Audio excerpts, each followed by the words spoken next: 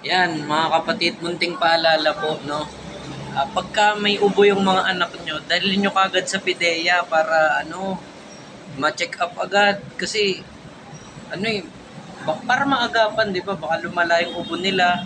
Kaya, dalhin nyo kagad sa PIDEA para maagapan agad yung mga ubo nila. Kasi, kapag ka nagkasakit sila ng ganyan, pwede sila magka-pneumonia pag lumala. Ha?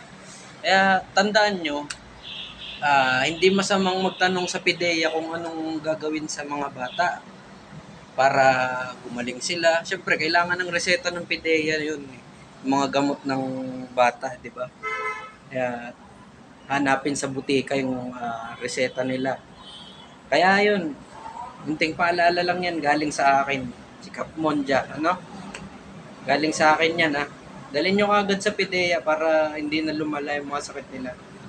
Yun lang.